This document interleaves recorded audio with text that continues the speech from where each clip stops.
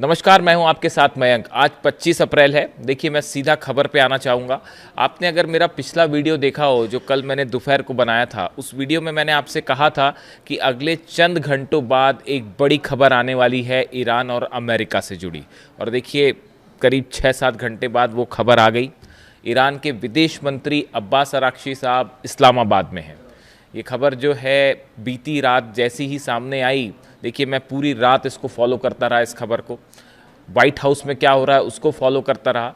और अब जो खबरें हैं आप देख सकते हैं कि अब्बास अराक्ची साहब जो हैं वो इस्लामाबाद में हैं। इसके बाद वो ओमान जाएंगे और उसके बाद वहाँ से रूस भी जाएंगे।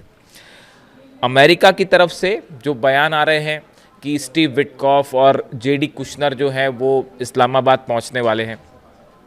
मेरे बड़े सारे दर्शक भी ये बात पूछ रहे हैं कि मयंक भाई अब आगे क्या होने वाला है, ये बताइए।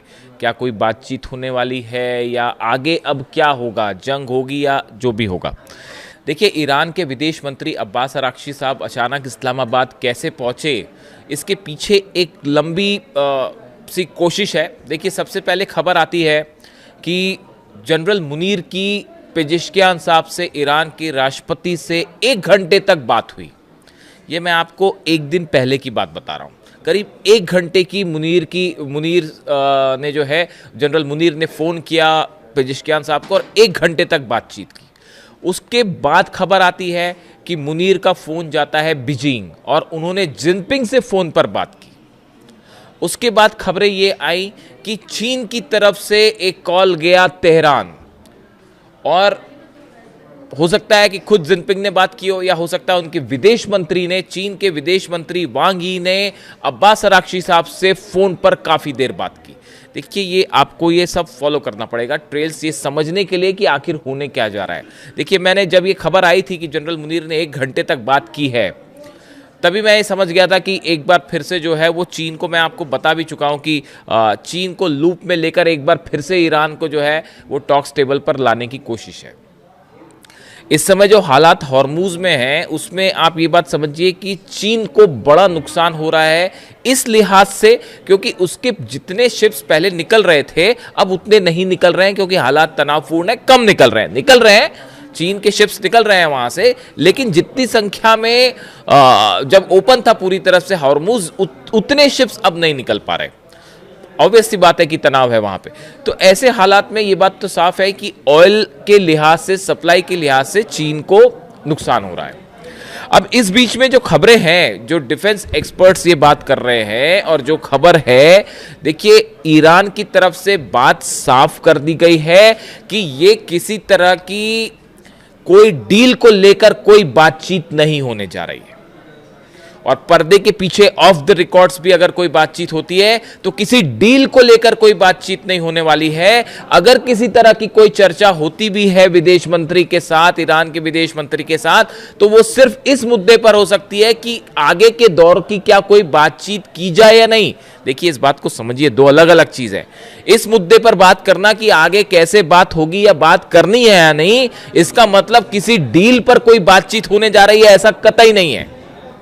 अमेरिका की तरफ से क्या बयान आया है कि स्टीव विटकॉफ और कुशनर आ रहे हैं, जेडी वेंस नहीं आ रहे हैं।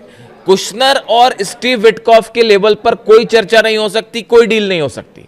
यानी ये अगर किसी भी तरह का कोई मैसेज का आदान प्रदान होता भी है तो वो सिर्फ इस मुद्दे को लेकर हो सकता है कि अगले दौर की बातचीत किस गाइडलाइन पर की जाए, बातचीत कैसे की जाए।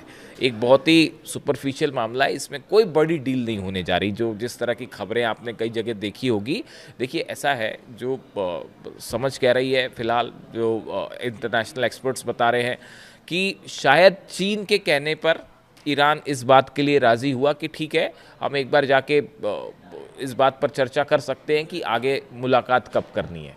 डील नहीं, ईरान ने ये बात तय कर दी है कि यूरेनियम के मुद्दे पर तो अब बात ही नहीं होगी। आप बातचीत करें ना करें, डील करें ना करें, अब यूरेनियम के मुद्दे पर वो हिस्ट्री हो गई। अब ईरान यूरेनियम पर कोई बात नहीं करेगा, परमाणु प्रोग्राम पर कोई बात नहीं करेगा, चाहे जेडी वेंस आ जाए, चाहे डोनाल्ड ट्रंप खुद आ जाए। ये बात साफ है। इसलिए ये ऐसा कतई सोचने की जरूरत नहीं है कि इस्लामाबाद में बातचीत से कोई डील हो जाने वाली है। बिल्कुल बेसलेस बात है। हकीकत जानते हैं आप क्या है?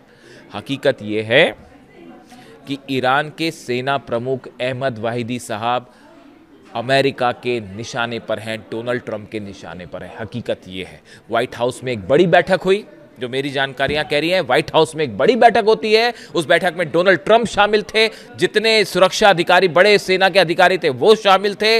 उसमें डोनाल्ड ट्रंप ने ये पूछा कि आखिर ये बताइए कि ईरान बात करने के लिए तैयार क्यों नहीं होता, ईरान झुकने को अब भी तैयार क्यों नहीं हो रहा, क्या वजह है। डोनाल्ड ट्रंप को बताया गया आईआरजीसी के चीफ हैं अहमद वाहिदी, जो 1 इंच भी झुकेंगे नहीं। उसके बाद एक बड़ा प्लान तैयार हुआ है, जैसी खबरें हैं सूत्रों से, कि अहमद वाहिदी साहब ईरान के सेना प्रमुख अब अमेरिका के निशाने पर हैं और उनको लेकर एक बड़ा असैसिनेशन की कोशिश हो सकती है।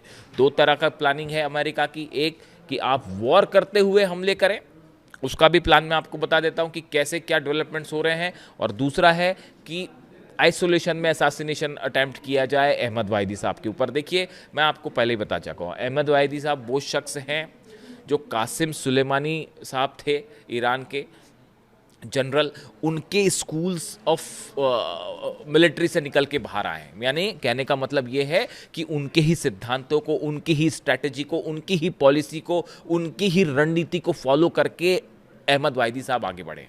जो कासिम सुलेमानी साहब ने चीज़ें तैयार की थी, प्लान तैयार किया था, जो वो सोच रखते थे, तो डोनाल्ड ट्रंप जब कासिम सुलेमानी साहब से इतने बुरी तरह से परेशान थे कि उनका असैसिनेशन करना पड़ा, तो उसी लाइन पे अब अहमद वाहिदी साहब भी है। तो वो इतना 1 इंच भी नहीं झुकेंगे डोनाल्ड ट्रंप के सामने और अमेरिका के सामने, ये बात तो तय हो चुकी है। यूरेनियम पर कोई बात नहीं होगी। ईरान के सेना प्रमुख ने, आईआरजीसी के प्रमुख ने यह कह दिया है कि अब बातचीत हो ना हो, यूरेनियम और परमाणु के मुद्दे पर तो अब हम कोई बात ही नहीं करेंगे, चाहे जो करना पड़ जाए। तो ये बात जो है डोनाल्ड ट्रंप को समझा दी गई कि ऐसा है कि अहमद वाहिदी जो हैं, उनके रहते तो हम कुछ नहीं कर सकते। तो इसीलिए एक बड़ा प्लान तैयार हुआ है उनकी असैसिनेशन का, और जिसको लेकर अच्छा खासा अलर्ट है, और ये बात ईरान तक भी है, ईरान भी इस बात को अच्छे से समझ रहा है, रूस भी समझ रहा है। इसके अलावा देखिए, जो बड़ी खबर है, बताया जा रहा है कि एक हमले का प्लान फिर तैयार कर लिया है अमेरिका ने, कि अगर किसी तरह का, देखिए इस बीच एक इम्पॉर्टेंट बात यह है, 2 बड़े डेवलपमेंट हैं। कल मैं डोनाल्ड ट्रंप को सुन रहा था, रात को जो स्टेटमेंट्स आए उनके, वो सब मैं सुन रहा था कि कहाँ से क्या बयान आता है। मैंने पीट हेग्सेथ जो है रक्षा मंत्री, उनके भी बयान सुने। डोनाल्ड ट्रंप ने कल 2 ऐसी बातें कही हैं जो कि नई है। देखिए, डोनाल्ड ट्रंप के सामने समस्या क्या है पता है? डोनाल्ड ट्रंप के सामने, अमेरिका के राष्ट्रपति जो है, उनके सामने समस्या ये है कि वो क्या बोलते हैं उनको खुद नहीं पता होता, कौन सी चीज़ छुपानी है, कौन सी चीज़ बोलनी है, उनको यही नहीं पता। देखिए, दुनिया भर में बड़े सारे एक्सपर्ट बैठे हुए हैं जो हर चीज़ पकड़ लेते हैं। तो देखिए, कल उन्होंने ना, मैं उनकी बात ध्यान से सुन रहा था, उन्होंने 2 चीज़ें ऐसे बोली जो वो पहले नहीं बोल रहे थे, अगर आपने नोटिस किया हो। उन्होंने कहा कि हमारे पास अभी बहुत वक्त है, वो हमेशा जल्दबाजी में नज़र आए। देखिए, ये जब से वॉर हुआ, पिछले जितने भी दिन हो गए, इस वॉर के दौरान डोनाल्ड ट्रंप हमेशा जल्दबाजी में नज़र आए। आप उनके बयान देखिए कि अब ईरान के पास वक्त नहीं है, अब ईरान को जो है वो इतने दिनों के अंदर फैसला लेना होगा, बस 3 दिन बाद, नहीं तो हम ईरान को तबाह कर देंगे, ऐसा कर देंगे, वैसा कर देंगे। यानी वो हमेशा एक हड़बड़ाहट में दिखाई दिए। लेकिन कल उन्होंने बयान दिया कि हमारे पास वक्त है, हम जो है वो हॉर्मूज पर हमारे पास बहुत टाइम है। यानी इसका मतलब ये हुआ कि अमेरिका की सेना ने कोई ऐसा, ये स्ट्रैटेजी चेंज है, अमेरिका के सेना का कोई ऐसा प्लान है कि ये हॉर्मूज वाले मामले को जल्दी ज़्यादा दिनों तक खींचा जाए, ऐसा लगता है एज ऑफ नाउ। हो सकता है कोई मिलिट्री स्तर पर ये फैसला हुआ हो, उसकी क्या वजह है वो भी हम बात करेंगे। और दूसरी बात उन्होंने कही कि ईरान हमें कोई प्रस्ताव देना चाहता है। इस तरह का उनका बयान, अब्बास अरागची साहब का इस्लामाबाद आना, इसको लेकर कई स्पेकुलेशन है कि क्या ऐसा कोई डेवलपमेंट है कि अब ईरान ने अपनी शर्तों पर यह बात आगे रख दी है कि अगर आप बातचीत करना चाहते हैं तो अब हमारी ये शर्तें हैं, अगर आप इन पर कायम रहते हो तो हम बातचीत करेंगे, वरना हम बातचीत नहीं करेंगे। हो सकता है ऐसा, हो सकता है, संभावना है कि जिनपिंग ने कहा हो ईरान से कि एक बार बात करके देखिए क्या होता है, और चीन के कहने पर जो है एक बार फिर से ईरान जो है वो बातचीत किस तरह से हो इसको लेकर हो सकता है तैयार हुआ हो। लेकिन जो सोर्सेस ये कह रहे हैं कि इसकी संभावना है कि ईरान ने अब अपनी शर्तें सामने रख दी हैं कि अगर आप इन शर्तों को मानते हैं तभी हम बात करेंगे, वरना बात शुरू भी नहीं होगी। डील दूर की बात है, मैं आपको जो बार बार समझा रहा हूं, दो स्तर होते हैं, एक बातचीत शुरू करनी है कि नहीं, इस पे चर्चा अलग बात है, और डील तो बहुत दूर की कौड़ी है साहब। डील भूल जाइए, अभी डील होने वाली नहीं है, होएगी नहीं। I am very clear about it. और अली खामेनी साहब भी बता के गए थे कि अमेरिका से डील हो ही नहीं सकती, और आज उनकी बात सच साबित हो रही है। वो ऐसी सुप्रीम लीडर नहीं थे। अमेरिका के जितने विदेश नीति के एक्सपर्ट्स बैठे हुए हैं ना, वो सब के सब अली खामेनी साहब के सामने बुरी तरह से फेल है। आप देखिए हर स्तर पर, चाहे मिलिट्री के स्तर पर, चाहे विदेश नीति के स्तर पर, चाहे अपनी कल्चर संस्कृति के बारे में जो अली खामेनी साहब के विचार थे, हर मामले में अमेरिका पर भारी थे वो अकेले। 40 साल तक घुटनों पे रखा उन्होंने अमेरिका के 6 राष्ट्रपतियों को, और आज ये सोचते हैं कि किसी तरह से जो है वो अभी भी नहीं समझ में आई भी बात की जो 40 साल में नहीं कर पाए, वो डोनाल्ड ट्रंप डरा धमका के क्या कर लेंगे अमेरिका से, ईरान से क्या करवा लेंगे, कुछ नहीं करवा सकते। तो देखिए हो सकता है कि ये बात हो कि ईरान ने अब अपनी शर्तें रख दी हो सामने। ये ऐसा इस तरह के हिंट मिलते हैं डोनाल्ड ट्रंप के बयानों से, लेकिन देखिए हकीकत ये है, Qeshm island, Ladakh, Hormuz, Abu Musa, Bandar Abbas, Kharg, ये 6 जगहों पर बड़े हमले का प्लान तैयार है। केशम आइलैंड वो जगह है जहां से ईरान छापामार युद्ध करता है, यानी कि ये जो अचानक से हमले करना है इसका पूरा कंट्रोल केशम आइलैंड से होता है। लद्दाख आइलैंड है, यहाँ पर द्वीप जो है लद्दाख का, अंडरग्राउंड मिसाइल्स हैं, यहाँ पे जितनी स्ट्रैटेजिक मिसाइल्स हैं वो लद्दाख द्वीप के आसपास लगा रखी हैं। हॉर्मुज में हॉर्मुज आइलैंड है, हॉर्मुज जो है स्ट्रेट ऑफ हॉर्मुज, उसमें एक हॉर्मुज द्वीप भी है। वहाँ पे जितनी छोटी बोट है जिससे डोनाल्ड ट्रंप परेशान है, वो छोटी बोट्स का पूरा हब जो है वो हॉर्मुज में है। अबू मूसा ये वो जगह है आइलैंड जहाँ से जहाज़ों की निगरानी होती है, कौन सा जहाज़ आएगा, कौन सा जहाज़ जाएगा। बंदर अब्बास तो नेवी का हेडक्वार्टर है, आप जानते ही हैं, और खार्ग से 90% ऑयल ईरान का एक्सपोर्ट होता है। ये वो 6 जगह हैं जहाँ पर सीधा हमले की तैयारी है, और बताया ये भी जा रहा है कि शायद इसका फैसला भी हो चुका था, लेकिन फिर ये सोचा गया कि भाई ज़्यादा नुकसान हो जाएगा पलटवार में, इसलिए इस प्लान को एक बार देखिए। वो हकीकत ये है कि ये डोनाल्ड ट्रंप ने प्लान को ओके कर दिया था, लेकिन पुतिन की खुफिया एजेंसी केजीबी ने इसकी जानकारी दे दी ईरान को। हकीकत ये है, और वो प्लान उनको चेंज करना पड़ गया। ये हमले 3 से 4 दिन पहले होने वाले थे, जो मेरी इन्फॉर्मेशन है उसके मुताबिक ये हमले 3 से 4 दिन पहले हो जाते, लेकिन रूस ने जानकारी जो है ईरान को दे दी, और ईरान ने उसके हिसाब से अपनी तैयारी शुरू कर दी थी, इसलिए ये हमला टालना पड़ा। अब फिलहाल देखिए चीन की तरफ से ये कहना अपने नागरिकों को कि या तो आप ईरान में हैं तो आप छिप जाइए, और या फिर छोड़ दीजिए, ये बात चीन समझ रहा है इस बात को कि हमला होना तय है।